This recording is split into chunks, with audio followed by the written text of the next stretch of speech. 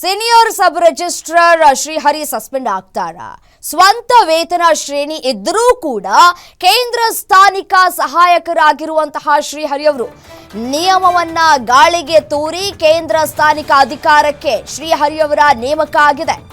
ಸ್ವಂತ ವೇತನ ಶ್ರೇಣಿಯಲ್ಲಿರುವಂತಹ ಅಧಿಕಾರಿಗಳ ಮೇಲ್ದರ್ಜೆ ಹುದ್ದೆಗೆ ನಿರ್ಬಂಧ ಇದ್ರೂ ಕೂಡ ನಿಯಮವನ್ನ ಗಾಳಿಗೆ ತೂರಿ ಶ್ರೀಹರಿ ಅವರ ನೇಮಕ ಆಗಿದೆ. ಜೊತೆಗೆ ಬನಶಂಕರಿ ಸಬ್ ರಿಜಿಸ್ಟ್ರಾರ್ ಆಗಿ ಶ್ರೀಹರಿ ವರ್ಗ ಆಗಿದೆ. 2024 ಡಿಸೆಂಬರ್ನಲ್ಲಿ ಕೌನ್ಸಿಲಿಂಗ್ ಮೂಲಕ ವರ್ಗಾವಣೆ ಮಾಡಲಾಗಿದೆ. ಬನಶಂಕರಿ ಸಬ್ ರಿಜಿಸ್ಟ್ರಾರ್ ಕಚೇರಿಗೆ ವರ್ಗ ಆಗಿದ್ರೂ ಕೂಡ ಕೆಲಸವನ್ನ ಮಾಡ್ತಾ ಇಲ್ಲ ಶ್ರೀಹರಿ.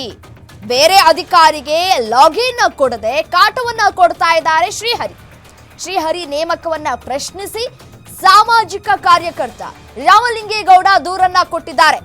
ನೋಡಿ, ದೂರನ್ನ ಕೊಟ್ಟರೂ ಕೂಡ ಕ್ಯಾರೆ ಅಂತ ಇಲ್ಲ. ಮೇಲ್ದರ್ಜೆ ಹುದ್ದೆಯಲ್ಲೇ ಇದೀಗ ಶ್ರೀಹರಿ ಮುಂದುವರಿಕೆ ಆಗ್ತಾ ಇದ್ದಾರೆ.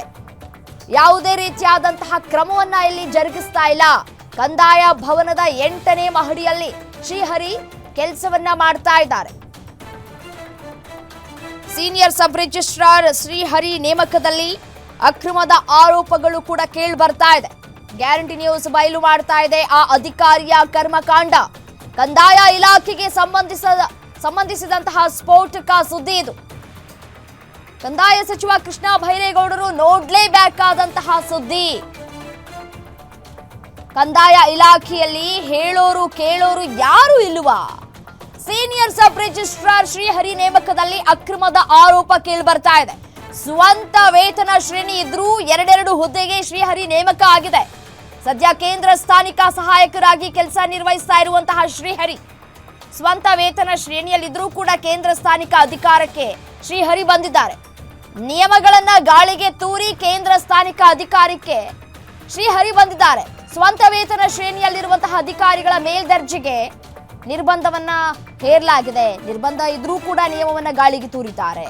ಜೊತೆಗೆ ಬನಶಂಕರಿ ಸಬ್ ರಿಜಿಸ್ಟ್ರಾರ್ ಆಗಿ ಶ್ರೀಹರಿ ವರ್ಗಾವಣೆ ಆಗಿದ್ದಾರೆ. 2024 ಡಿಸೆಂಬರ್ನಲ್ಲೇ ಕೌನ್ಸಿಲಿಂಗ್ ಮೂಲಕ ವರ್ಗಾವಣೆ ಆಗಿದೆ. ನೋಡಿ, ಬನಶಂಕರಿ ಸಬ್ ರಿಜಿಸ್ಟ್ರಾರ್ ಕಚೇರಿಗೆ ಇದೀಗ ವರ್ಗ ಆಗಿದ್ದಾರೆ. 2023ರಲ್ಲಿ ಇವರು ಸ್ವಂತ ಶ್ರೀಹರಿ ಅವರ ಮೇಲೆ 2023ರಲ್ಲಿ ಇವರು ಸ್ವಂತ ವೇತನ ಶ್ರೇಣಿ ಆಧಾರದ ಮೇಲೆ ಕೇಂದ್ರ ಕಚೇರಿಯ ಕೇಂದ್ರ ಸ್ಥಾನಿಕರಾಗಿ ಇವ್ರನ್ನ ನಿಯೋಜನೆ ಮಾಡುತ್ತೆ ಕರ್ನಾಟಕ ಸರ್ಕಾರದ ಅಧೀನ ಕಾರ್ಯದರ್ಶಿಗಳಾದಂಥ ವೀಣಾ ಅವರು. ಆದರೆ ಇವರ ನೇಮಕ 2023 ಏಪ್ರಿಲಲ್ಲಾಗುತ್ತೆ. ಅದಾದ ಕೆಲವೇ 2 ತಿಂಗಳಲ್ಲಿ ಮತ್ತೆ ಸರ್ಕಾರದ ಸಚಿವಾಲಯ ಒಂದು ಆದೇಶವನ್ನು ಹೊರಡಿಸುತ್ತೆ.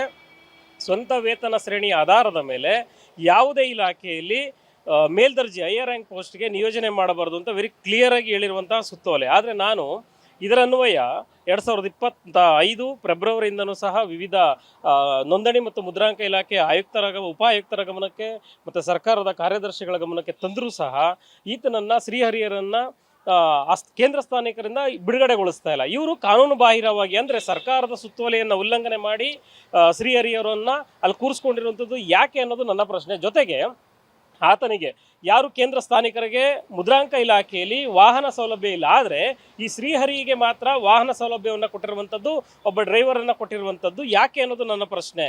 ಇಲ್ಲಿ ಶ್ರೀಹರಿ ಅವರ ಮೇಲೆ ಹಲವಾರು ಪ್ರಕರಣಗಳಿದೆ. ಅವರು ಈ ಹಿಂದೆ ಕೆಂಗೇರಿ ಮತ್ತು JP ನಗರದಲ್ಲಿ ಕೆಲಸ ಮಾಡಿದಂಥ ಸಂದರ್ಭದಲ್ಲಿ ಸಾವಿರಕ್ಕೂ ಹೆಚ್ಚು ರೆವಿನ್ಯೂ ಸ್ವತ್ತುಗಳನ್ನು ನೋಂದಣಿ ಮಾಡಿರೋ ಆರೋಪದಲ್ಲಿ ಅವರು KIT ಸ್ಟೇಗೆ ಹೋಗಿದ್ರು. KIT ಸ್ಟೇನ ವಜಾ ಮಾಡಿದೆ. ಆದರೆ ಆ ವಜಾ ಮಾಡಿದಂಥ ಪ್ರಕರಣವನ್ನು ಇವರು ಕೇಂದ್ರ ಸರ್ಕಾರದ ಗಮನಕ್ಕೆ ತರಲೇ ಇಲ್ಲ. ಬೇರೆ ಎಲ್ಲ ಆಲ್ಮೋಸ್ಟ್ ಒಂದಷ್ಟು ಸಬ್ ರಿಜಿಸ್ಟ್ರಿಗಳ ಮೇಲೆ ಇರುವಂಥ ಅಲಿಗೇಷನ್ ಎಲ್ಲ ತೊಗೊಂಬಂದಿದ್ದಾರೆ. ಆದರೆ ಕೇಂದ್ರ ಸ್ಥಾನಿಕರಾಗಿ ಕರ್ತವ್ಯ ನಿರ್ವಹಿಸುತ್ತಿರುವಂತಹ ಶ್ರೀಹರಿಯವರು ಚೆಕ್ ಮಾಡ್ತೇನೆ ನಾನು ಅದನ್ನ ಏನು ಅಂತ ಚೆಕ್ ಮಾಡ್ತೇನೆ. ನಾನು ಗಮನಿಸೋಕ್ಕಾಗಿಲ್ಲ, ಈ ವಿಷಯ ನನ್ನ ಕಿವಿಗೆ ಬಿದ್ದಿರಲಿಲ್ಲ.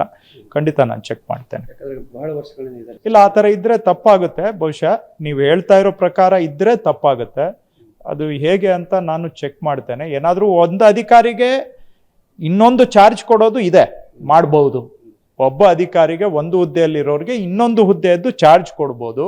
ಇದು ಆ ರೀತಿ ಆಗಿದೆಯಾ ಅಥವಾ ಒಂದೇ ಅಧಿಕಾರಿಗೆ 2 ಪೋಸ್ಟಿಂಗ್ ಕೊಟ್ಟಿದ್ದಾರೆ, ಅಡಿಷ್ನಲ್ ಚಾರ್ಜ್ ಕೊಡ್ಬೋದು, ಅದರಲ್ಲಿ ಏನು ತಪ್ಪಿಲ್ಲ. ಬಟ್ 2 ಪೋಸ್ಟಿಂಗ್ ಆಗಿದ್ರೆ ತಪ್ಪಾಗುತ್ತೆ. ಸೊ ನಾನು ಚೆಕ್ ಮಾಡ್ತೇನೆ, ಇದು ಅಡಿಷ್ನಲ್ ಚಾರ್ಜ್ ಅಲ್ಲಿ ಇದಾರಾ ಅಥವಾ 2 ಪೋಸ್ಟಿಂಗ್ ಆಗಿದೆಯಾ ಅಂತ ಚೆಕ್ ಮಾಡ್ತೇನೆ. ಕಾರಣ ದುರ್ಬಳಕೆ ಮಾಡ್ಕೊಳ್ತಿದ್ದಾರೆ. ಗೊತ್ತಿಲ್ಲ, ನೋಡೋಣ, ನಾನು ಚೆಕ್ ಮಾಡ್ತೇನೆ. ಯಾಕಂದ್ರೆ ವೆರಿಫಿಕೇಶನ್ ಇಲ್ಲದೆ ನಾನು ಸಾಮಾನ್ಯವಾಗಿ ಏನು ಮಾತಾಡೋದಿಲ್ಲ. ಚೆಕ್ ಮಾಡ್ತೇನೆ, ಖಂಡಿತವಾಗಿ ಚೆಕ್ ಮಾಡ್ತೇನೆ. ಹಾಗಿದ್ರೆ ಯಾವ ರೀತಿ ಚೆಕ್ ಮಾಡ್ತೇನೆ. ವಿತೌಟ್ ಫ್ಯಾಕ್ಟ್ಸ್ ನಾನು ಈಗಲೇ ಗೆಸ್ ಮಾಡ್ಲಿಕ್ಕೆ ಆಗಲ್ವಲ್ಲ. ಫ್ಯಾಕ್ಟ್ಸ್ ವೆರಿಫೈ ಮಾಡಿ ಏನಾದ್ರು ತಪ್ಪಾಗಿದ್ರೆ ಕ್ರಮ ತಗೊಳ್ತೀವಿ, ಅದ್ರ ಬಗ್ಗೆ ಏನಿಲ್ಲ.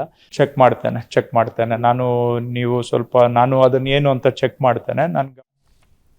ಗ್ಯಾರಂಟಿ ನ್ಯೂಸ್ಗೆ ಸಚಿವ ಕೃಷ್ಣ ಭೈರೇಗೌಡ ಅವರು ಕೂಡ ಹೇಳಿಕೆಯನ್ನು ಕೊಟ್ಟಿದ್ದಾರೆ. ನಾನು ಇದ್ರ ಬಗ್ಗೆ ಪರಿಶೀಲನೆ ಮಾಡ್ತೇನೆ, ಅದು ನನ್ನ ಗಮನಕ್ಕೆ ಬಂದಿಲ್ಲ, ಅದ್ರ ಬಗ್ಗೆ ಚೆಕ್ ಮಾಡ್ತೀನಿ ಅಂತ ಹೇಳ್ತಾ ಇದ್ದಾರೆ. ಅವರ ಗಮನಕ್ಕೆ ಬರ್ದೇನೆ ಈ ರೀತಿಯಾದಂತಹ ಎರಡೆರಡು ಪೋಸ್ಟ್ಗಳನ್ನು ಕೊಡಲಾಗಿದೆಯಾ ಅನ್ನುವಂತಹ ಅನುಮಾನಗಳು ಕೂಡ ವ್ಯಕ್ತವಾಗ್ತಾ ಇದೆ. ವೆರಿಫಿಕೇಶನ್ ಇಲ್ಲದೆ ನಾನು ಮಾತಾಡೋದಕ್ಕೆ ಬರೋದಿಲ್ಲ, ಆದರೆ 2 ಪೋಸ್ಟಿಂಗ್ ಕೊಡೋದಕ್ಕೆ ಬರೋದಿಲ್ಲ ಅನ್ನುವಂತಹ ವಿಚಾರವನ್ನು ಕೂಡ ಅವರು ಮೆನ್ಷನ್ ಮಾಡ್ತಾ ಇದ್ದಾರೆ. ಮತ್ತೆ ನೋಡಿ, ಅಡಿಷನಲ್ ಚಾರ್ಜನ್ನು ಕೊಡಬಹುದೇ ಹೊರತು 2 ಹುದ್ದೆಗಳನ್ನು ಕೊಡೋದಕ್ಕೆ ಬರೋದಿಲ್ಲ, ಪೋಸ್ಟಿಂಗನ್ನು ಮಾಡೋದಕ್ಕೆ ಬರೋದಿಲ್ಲ.